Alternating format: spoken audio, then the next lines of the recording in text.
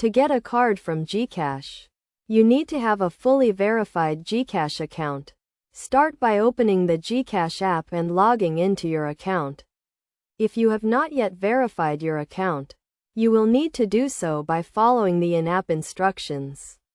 Once your account is verified, go to the dashboard and click on the profile icon. Then select My Accounts and click on Get a Card.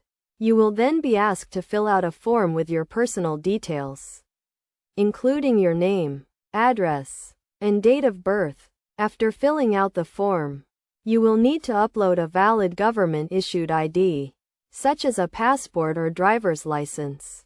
Make sure the ID is clear and easy to read, as this will be used to verify your identity. Once you have uploaded your ID, you will be asked to pay a fee for the card, which is usually a small amount. You can pay this fee using your Gcash balance or a linked debit or credit card. After paying the fee, your card application will be reviewed and processed. This can take a few days, so be patient. Once your card is approved, it will be delivered to your registered address. To track the status of your card application, go to the Gcash app and click on the profile icon. Then select My Accounts and click on Card Status.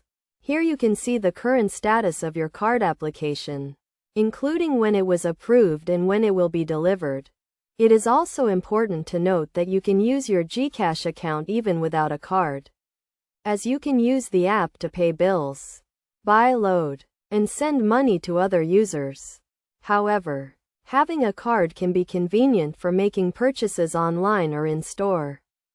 Overall, getting a card from Gcash is a straightforward process that can be completed in a few easy steps. By following these steps and keeping your account up to date, you can enjoy the convenience of having a Gcash card and make the most of your Gcash account.